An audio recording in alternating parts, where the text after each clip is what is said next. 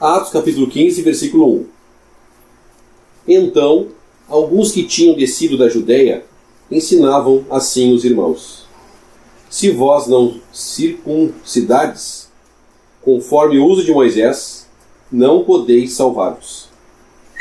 Tendo tido Paulo e Barnabé não pequena discussão e contenda contra eles, resolveu-se que Paulo, Barnabé e alguns dentre eles subissem a Jerusalém aos apóstolos e aos anciãos sobre aquela questão.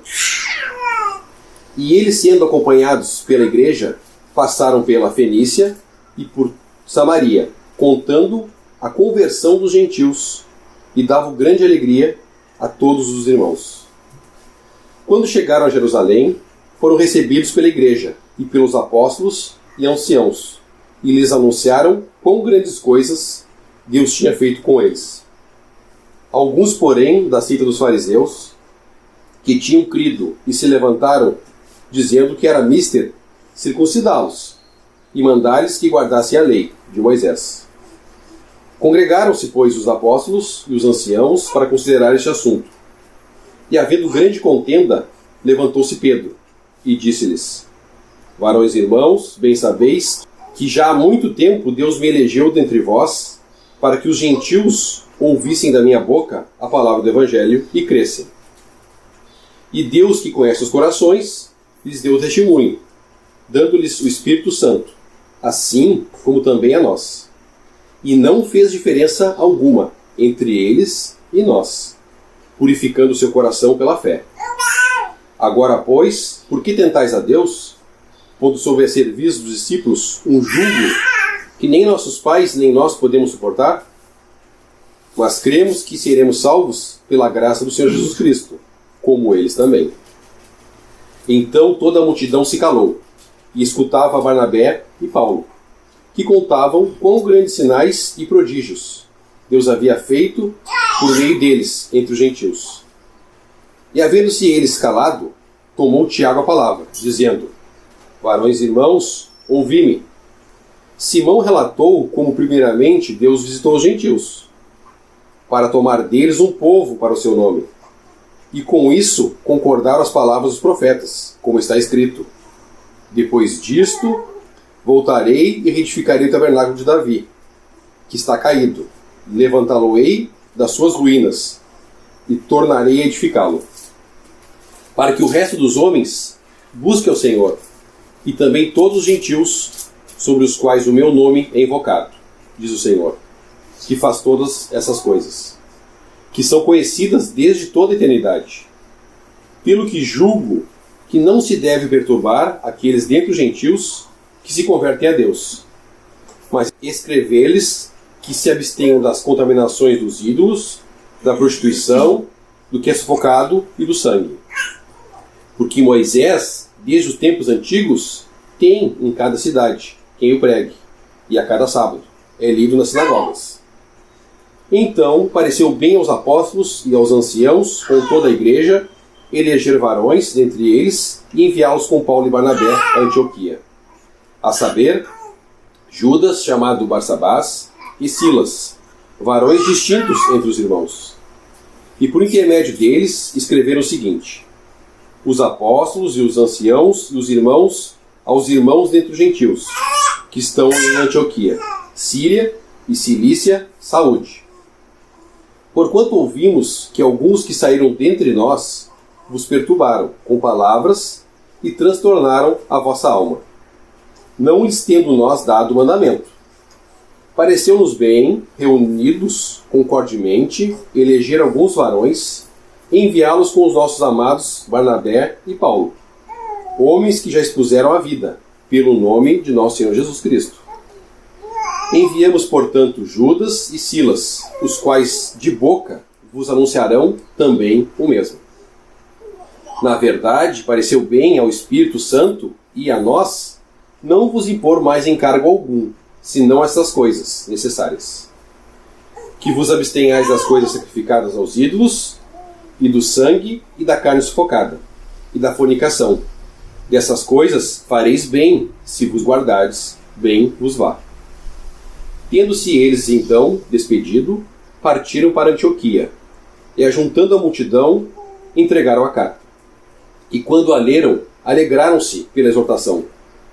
Depois, Judas e Silas, que também eram profetas, exortaram e confirmaram os irmãos com muitas palavras. E detendo-se ali algum tempo, os irmãos os deixaram voltar em paz para os apóstolos. Mas pareceu bem a Silas ficar ali. E Paulo e Barnabé ficaram em Antioquia, ensinando e pregando, com muitos outros, a palavra do Senhor. Alguns dias depois, disse Paulo a Barnabé, tornemos a visitar nossos irmãos por todas as cidades em que já anunciamos a palavra do Senhor, para ver como estão. E Barnabé aconselhava que tomassem consigo a João, chamado Marcos. Mas a Paulo parecia razoável que não tomasse consigo aquele que, desde a Panfilha, se tinha apartado deles e não os acompanhou naquela obra. Tal contenda houve entre eles que se apartaram um do outro. Barnabé, levando consigo a Marcos, navegou para Chipre. E Paulo, tendo escolhido a Silas, partiu encomendado pelos irmãos, a graça de Deus, e passou pela Síria e Cilícia, confirmando as igrejas. João capítulo 16, versículo 12 e 13. Ainda tenho muito que vos dizer, mas vós não o podeis suportar agora. Mas quando vier aquele Espírito da verdade, ele vos guiará em toda a verdade, porque não falará de si mesmo, mas dirá tudo o que tiver ouvido e vos anunciará o que há de vir. Ele me glorificará, porque há de receber do que é meu, e vou há de anunciar. Então, no capítulo passado, nós falamos e frisamos bastante que a obra tinha iniciado por... O Espírito Santo estava iniciando uma nova obra, Atos capítulo 13, versículo 2, e servindo eles ao Senhor e jejuando, disse o Espírito Santo, apartai a Barnabé e a Saulo para a obra que tenho chamado. No versículo 4, repete, e assim estes enviados pelo Espírito Santo desceram a Seleucia e dali navegaram para Chipre. Então está acontecendo o que o Senhor já tinha avisado em João 16. Eles não poderiam suportar ainda a verdade, como seria a adoração dessa nova dispensação em espírito e em verdade. O Espírito Santo que viria depois, no nosso caso ele veio em Atos 2, ele agora, por causa da rejeição do Evangelho por parte dos judeus, o Espírito Santo agora vai direcionar as coisas para os gentios. Nós podemos ver que quando Paulo vai contar lá para eles, na reunião que tiveram em Jerusalém, no versículo 7 do nosso capítulo, na segunda parte, fala que bem sabeis que já há muito tempo Deus me elegeu dentre vós para que os gentios ouvissem a minha boca a palavra do Evangelho e crescem. Isso é Pedro falando. Pedro já tinha tido um exercício com Cornélio. Ele está citando aqui a situação lá, o dia que ele estava na casa de Cornélio e o Espírito Santo desceu. Quando eles contam que o que Deus estava fazendo pela mão deles, Paulo e Barnabé. Versículo 3. E eles, sendo acompanhados pela igreja, passaram pela Fenícia e por Samaria, contando a conversão dos gentios, e davam grande alegria a todos os irmãos. Então é muito claro, a obra agora mudou de gentios. Vai ser para os gentios, começou do capítulo 13 essa obra, o Espírito Santo mostrando como que vai ser agora a adoração em espírito e em verdade. No caso, esses irmãos já tinham o Espírito Santo, os que criam já tinham o Espírito Santo. O que faltava para eles? Eles conheciam o judaísmo. Os gentios vieram da idolatria, então eles tinham que ter a doutrina agora dessa nova dispensação da igreja, como que vai ser essa adoração em espírito e verdade.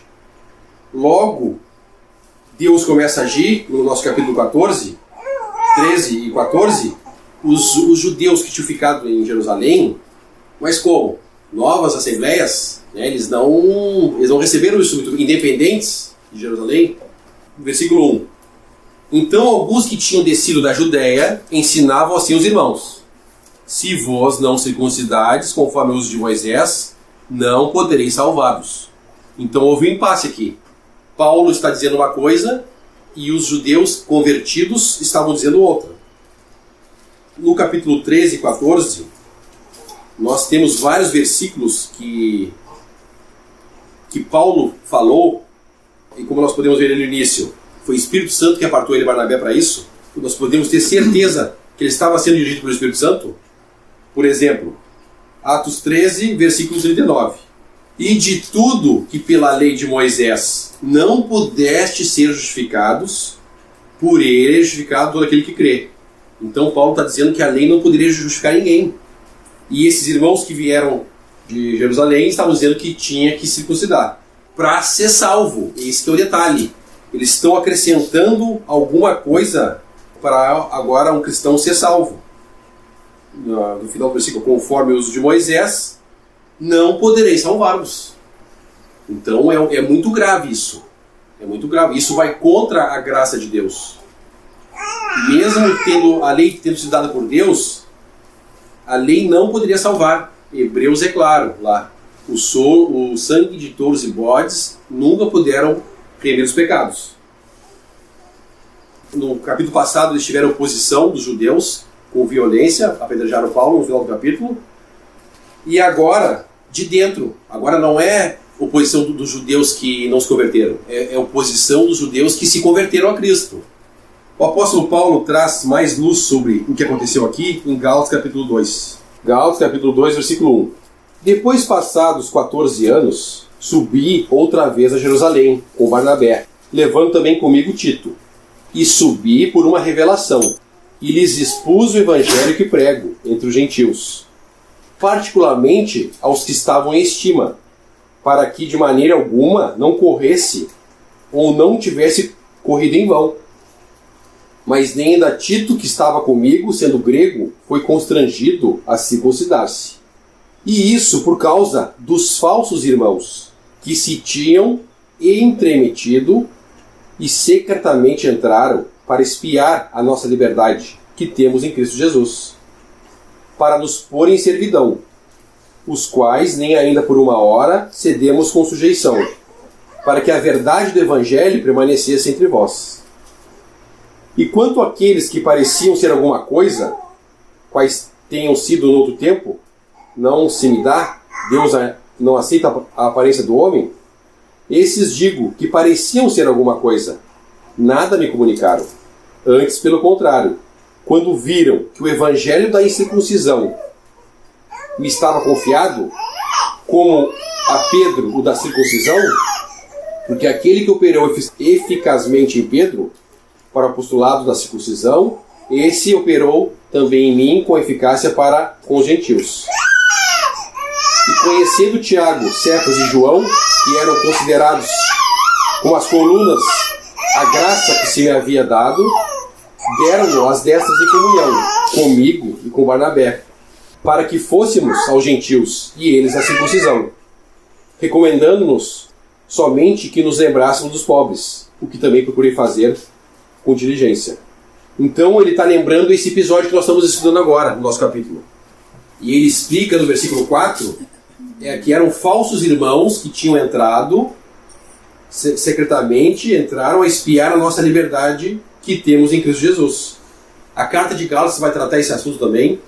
Era uma assembleia que os irmãos reuniam em Gálatas, eles estavam querendo abandonar o Evangelho da Graça e voltar também para o judaísmo. O Espírito Santo não vai deixar isso passar batido. Paulo vai ter que tratar esse problema porque é uma coisa muito grave. Qualquer doutrina que acrescente alguma coisa que falta ainda para ser salvo uma pessoa, além da obra do Senhor Jesus, além do sangue derramado, é muito grave. E a maneira como eles resolvem, ela é bem interessante. Versículo 2. Tendo tido Paulo e Barnabé não pequena discussão e contenda contra eles, resolveu-se que Paulo e Barnabé e alguns dentre eles subissem a Jerusalém, aos apóstolos e aos anciãos sobre aquela questão. Paulo não tinha autoridade apostólica para dizer ali que não era daquele jeito? Ele tinha autoridade apostólica. Só que possivelmente ia criar uma cisão já com os irmãos que estavam em Jerusalém. E outra coisa, esses irmãos que estavam pregando essa má doutrina, eles eram da Judéia. Versículo 1. Então alguns que tinham descido da Judéia ensinavam assim os irmãos. Então esse princípio é bem interessante. Se o irmão sai daqui de Bagé e causa problema lá em Esteio, os irmãos têm que tratar o problema aqui, para ficar tudo resolvido, né? Para não acontecer cisma, evitar divisões. Então eles resolveram que iam tratar esse problema lá. A assembleia de origem lá desses irmãos era lá. Então o problema tem que ser tratado lá. Outra coisa que dá para observar, eles não iam tratar esse problema com toda a assembleia. Segunda parte do versículo 2. E algum dentre eles subisse a Jerusalém aos apóstolos e aos anciãos sobre aquela questão. Por quê? Justamente porque é uma doutrina que envolve salvação. Novos convertidos, uma pessoa que não está com certeza da sua salvação, ela pode ser escandalizada por uma contenda dessa. Paulo fala que tem que crer e será salvo. E o outro fala que não, tem que cumprir a lei. Então é uma coisa muito grave, é um impasse que é oposto. São opostas essas doutrinas. Então eles não vão tratar isso na frente de toda a Assembleia. Até resolver. Depois que eles resolveram, dirigidos pelo Espírito Santo, a maneira de tratar esse problema, aí sim eles comunicaram toda a Assembleia. A gente consegue ver também, já no início desse capítulo, o cuidado que é tido aqui da parte do Senhor, em revelar desde o início essas discussões, para que se tenha a luz já desses assuntos desde o início das assembleias. Já no meio do nosso capítulo vamos ter também exemplo de uma reunião administrativa entre eles para deliberar sobre esse assunto da circuncisão e incircuncisão. Então a gente já vê o cuidado do Senhor com esses assuntos que são referentes à salvação, como o irmão bem estava comentando. A importância que o Senhor dá de prezar por esses princípios de pregação do Evangelho desde o início, para que não haja contenda. Então a importância que teve se levantar alguns irmãos, né, dentre eles, para debater esse assunto e trazer essa doutrina de circuncisão para que eles pudessem tratar já desde o início da igreja esses assuntos referentes à salvação. É tão grave esse assunto, nós acrescentarmos alguma coisa ao Evangelho. Podemos voltar em Gálatas, ali capítulo 1. Gálatas capítulo 1, versículo 6. Maravilho-me de que tão depressa passasseis daquele que vos chamou à graça de Cristo para outro evangelho, o qual não é outro, mas há alguns que vos inquietam e querem transtornar o evangelho de Cristo. Mas ainda que nós mesmos ou um anjo do céu vos anuncie outro evangelho, além do que já vos tenho anunciado, seja anátema, amaldiçoado. Então é uma coisa muito grave. Judas, versículo 4.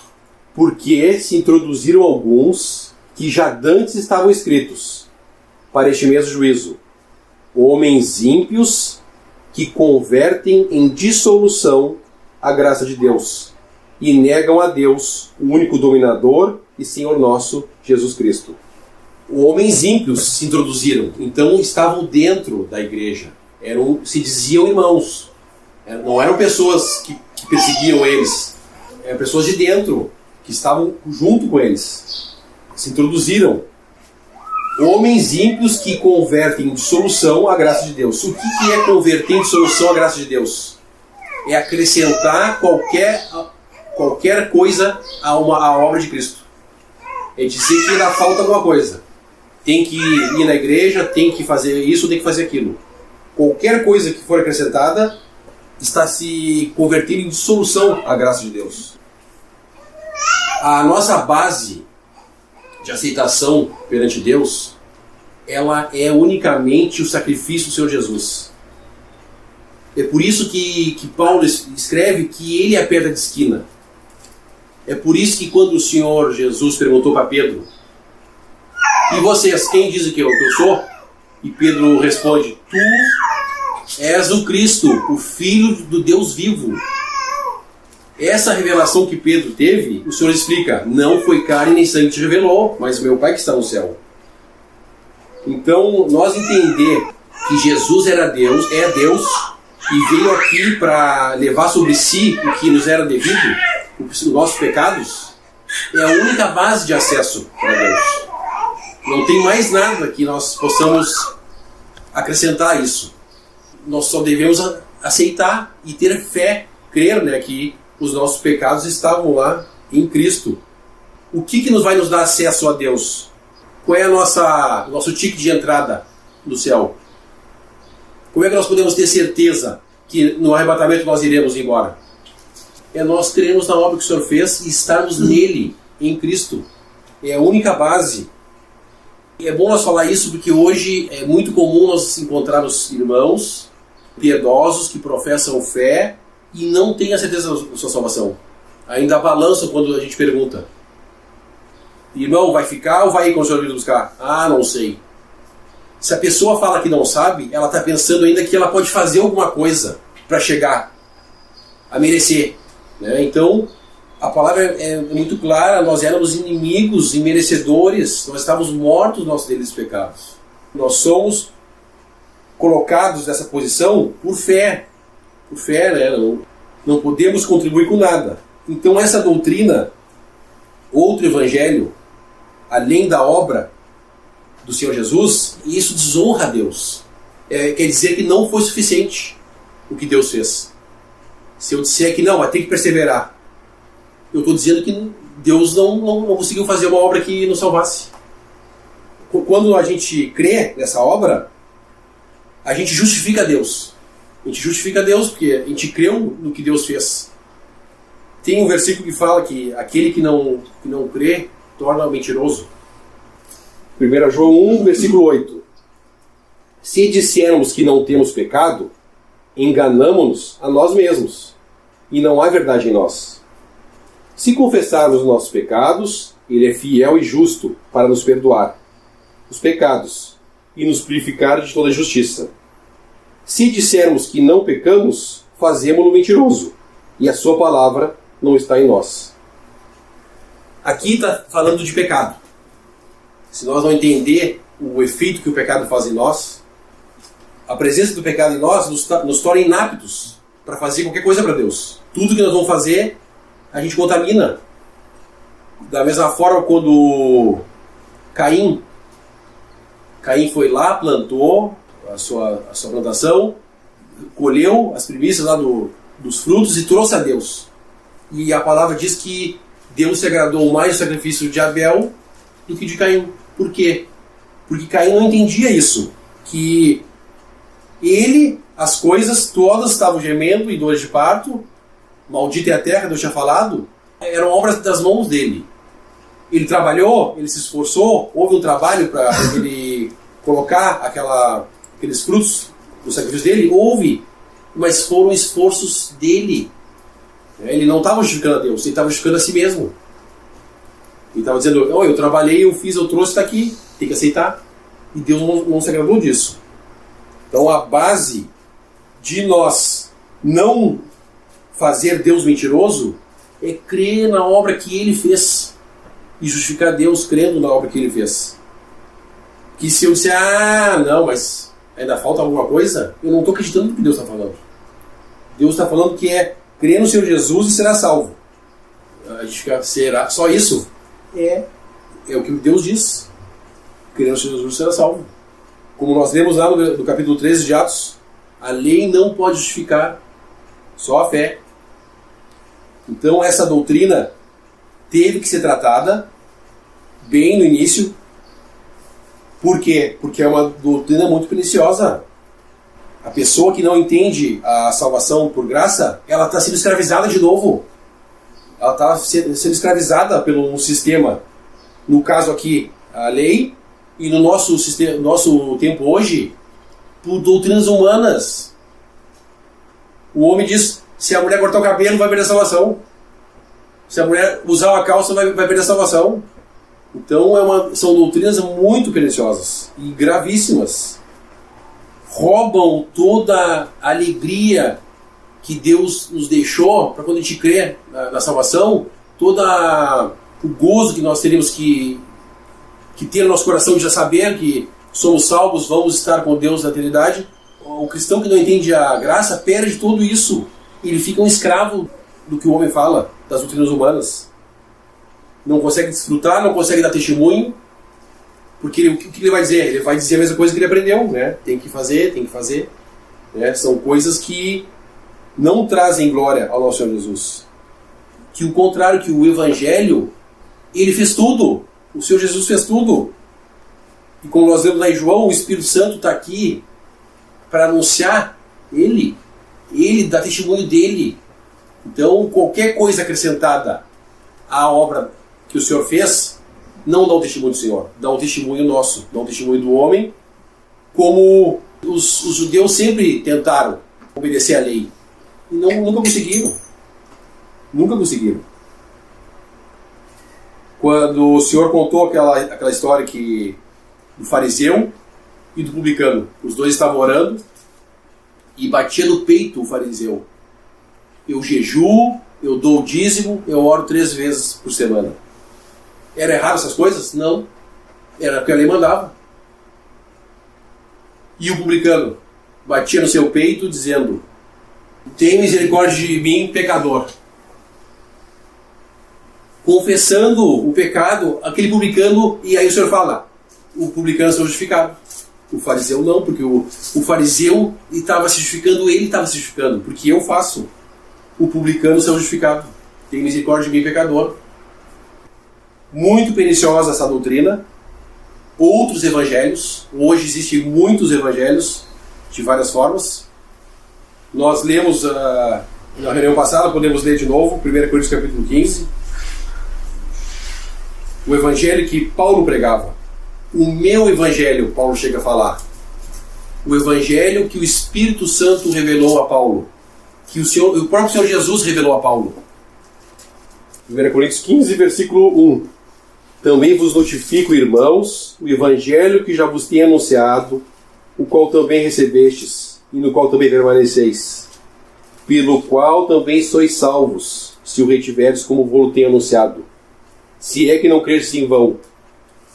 Porque primeiramente vos entreguei o que também recebi, que Cristo morreu por nossos pecados, segundo as Escrituras, e que foi sepultado, e que ressuscitou ao 3º dia, segundo as Escrituras, e que foi visto por Cefas e depois pelos 12. Aqui tá bom. Versículo 13 ele fala: porque primeiramente vos entreguei o que também recebi. Nós já passamos pelo capítulo, Atos 9, quando o Senhor chama Paulo, ele era Saulo ainda. O que o Senhor fala dele?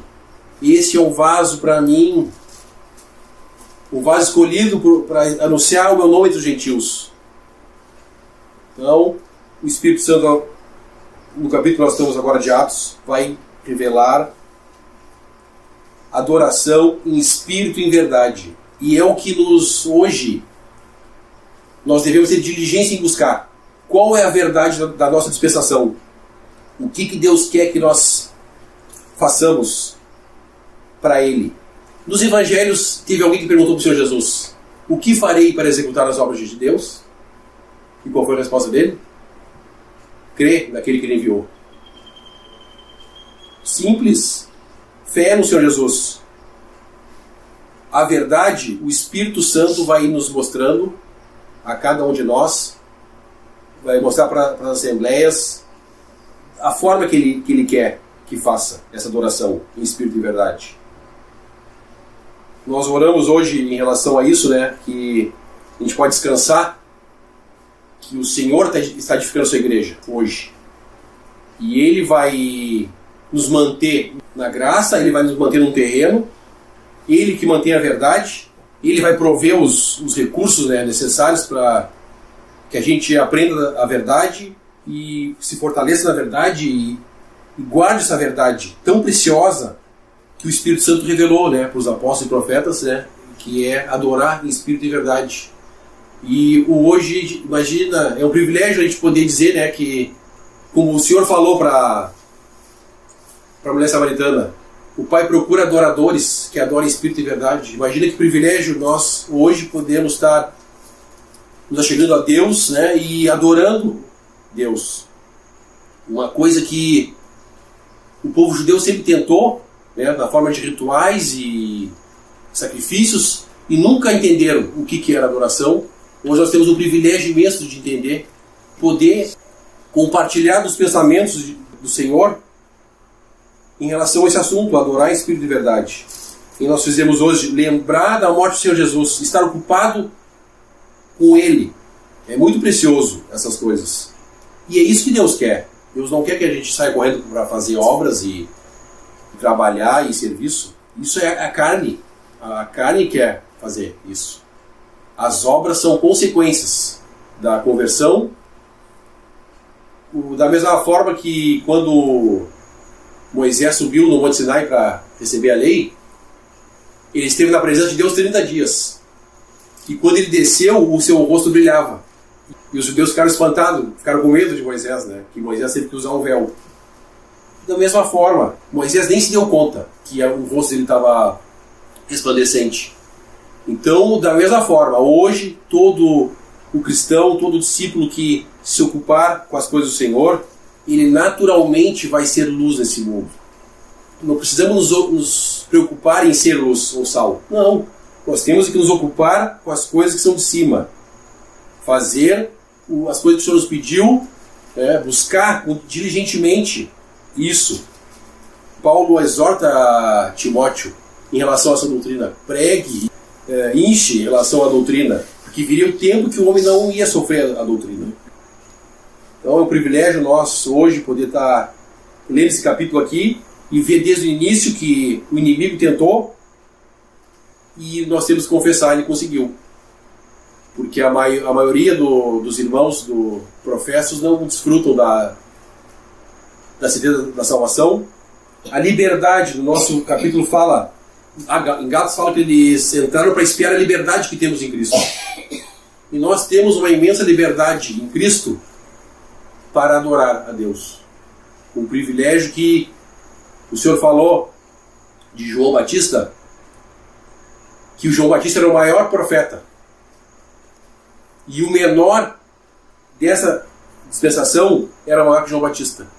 Então são promessas melhores, são promessas celestiais as que temos hoje. Só para voltar na questão da importância que o Senhor dá para esses assuntos, desde o início da dispensação, a gente pode rapidamente voltar em Gálatas 1, o versículo que o irmão leu. Ele leu até o 8, e a gente vê que o 9 é exatamente igual ao versículo 8. Gálatas 1, 8, vamos ler o 9. Mas ainda que nós mesmos, o anjo dos céus, anuncie outro evangelho, além do que já vos tenho anunciado, seja anátema. Assim como já vos dissemos, agora de novo também vos digo, se alguém anunciar outro evangelho, além do que já recebeste, seja anátema. Então ele fala duas vezes no mesmo trecho, um na sequência do outro. E aqui no início desse nosso capítulo, agora voltando a Atos 15, a gente vê ele tratando já os primeiros detalhes sobre essa dispensação acerca da má doutrina. Em várias cartas a gente vê Paulo falando, como já vos tenho anunciado, como já vos disse antes, como antes já escrevi. Então ele reforça, ele fala, quando ele volta a escrever, ele fala dos mesmos assuntos. Então a gente consegue ver a importância que o Senhor dá para determinados assuntos ao decorrer da dispensação. E este aqui é um dos assuntos mais importantes. No estudo do irmão Libero, ele fala que acerca desse assunto, nesse capítulo que nós estamos, ele diz, o que você faria se estivesse lá? Eles falando da circuncisão, você simplesmente concordaria? Eles sabem o que estão falando, eles são apóstolos, são irmãos que vieram de fora para falar, eles sabem o que estão fazendo, vamos seguir eles. Ou você estaria olhando para o que diz a palavra e o que é a verdade? Hoje nós vemos uma cristandade professa fazendo o que muitos na época estavam fazendo, apenas ouvindo e guardando para si o que os outros estão dizendo, diferente do que Paulo e Barnabé fizeram, junto com esses outros irmãos que foram debater o assunto. Eles tinham a dispensação da verdade já, traz essa atenção para o que devemos fazer, olhar para a verdade, não apenas... Hoje, infelizmente, temos essa cristandade professa que prega um outro evangelho e não é julgado, né? Não podem ser julgados dentro das suas denominações, não podem ser julgados aqueles que falam com autoridade, que é delegada por homens, sabemos, mas a autoridade que vem do Senhor, dispensada aos apóstolos. Temos Paulo trazendo o Evangelho da Graça, onde podemos nos remeter à verdade. Não é julgada entre eles, infelizmente.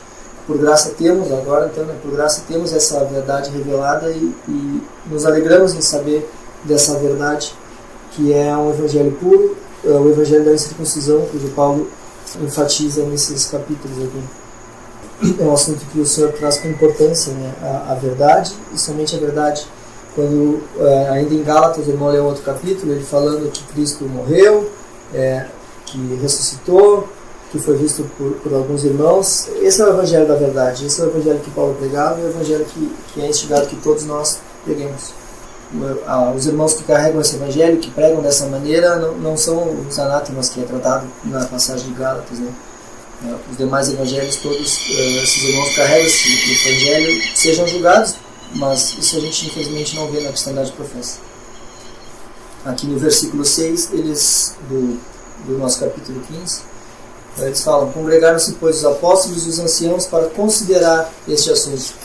Aqui eles irão julgar o que os irmãos estão falando lá, e aqui nós vemos o julgamento que deve ser feito na Assembleia, acerca dos assuntos que o Senhor traz para exercício de todos que estão na Assembleia. A gente pode ver que logo no início já foi introduzida a má doutrina, então esse mal, ele esteve presente em todos os tempos da igreja, professa aqui na Terra, e hoje também nós estamos sujeitos a esse mal. O que a palavra nos ensina? Como tratar essas coisas? Como evitar que a má doutrina entre? Nós podemos abrir em 1 Coríntios capítulo 14, 1 Coríntios 14 e 26. Que fareis, pois, irmãos, quando vos ajuntais? Cada um de vós tem salmo, tem doutrina, tem revelação, tem língua, tem interpretação. Faça-se tudo para edificação. Se alguém falar língua estranha, faça-se por 2 ou 3, quando muito. E por sua vez haja intérprete. Mas se não houver intérprete, esteja calado na igreja e fale consigo mesmo e com Deus. E falem 2 ou 3 profetas, e os outros julguem. Mas se ao outro que estiver sentado for revelado alguma coisa, cale-se o primeiro. Porque todos podereis profetizar um depois dos outros, para que todos aprendam e todos sejam consolados. O julgamento do que é falado.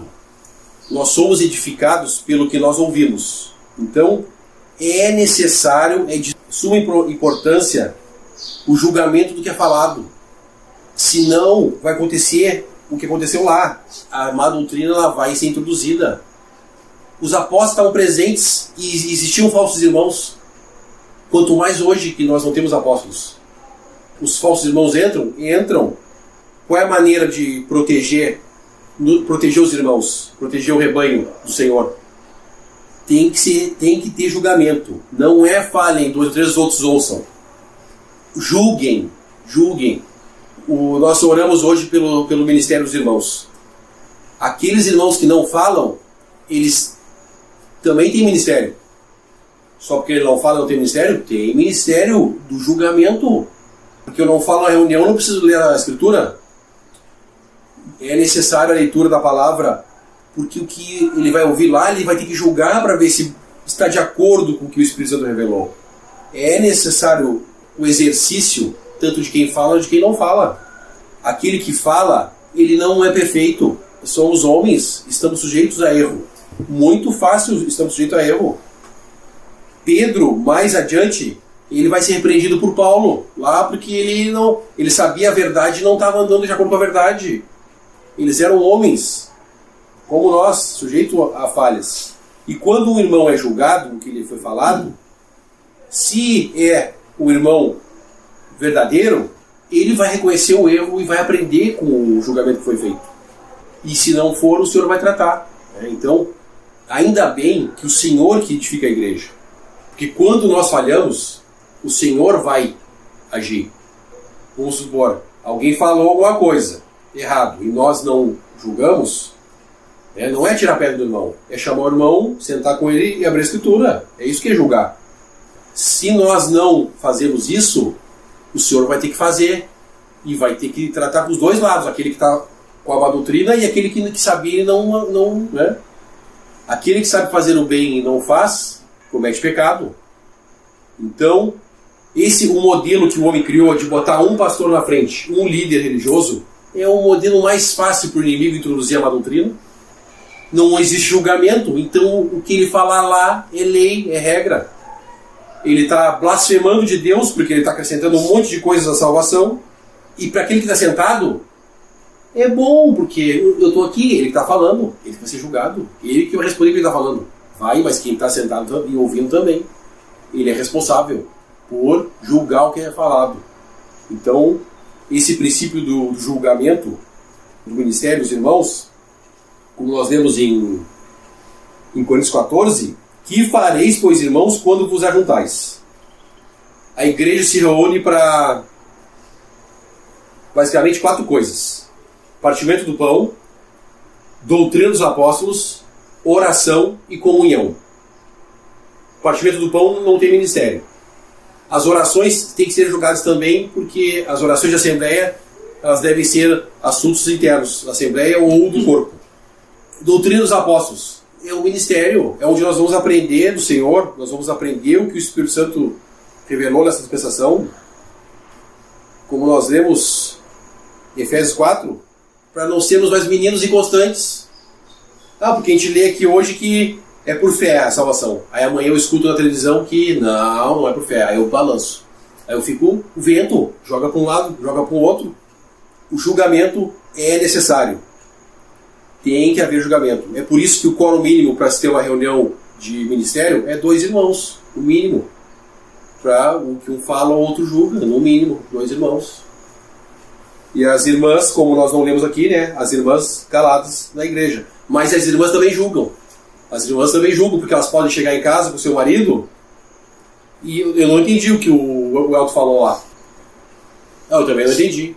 Porque às vezes pode passar despercebido. E as irmãs percebem outras coisas que os varões não percebem. Então, as irmãs também julgam. Não vou falar lá pro irmão: ó, irmão, você que tá falando. Não, o seu marido. Se não sou casada, chama o irmão que é casado. Não entendi. Ou chama o próprio irmão, não entendi, explica. Da presença de outros, né? Para que não se fique dúvidas. E quando há problemas, tratar, não deixar as coisas mal resolvidas. Tratar bem os problemas, principalmente os de doutrina, que foram os que causaram as maiores divisões no início, quando os irmãos voltaram a partir o pão, em 1800. Problemas doutrinais que os irmãos estavam recuperando a verdade, né, não foram tratados muito bem e ocorreram divisões imensas. Cada assembleia local resolve os seus problemas de doutrina.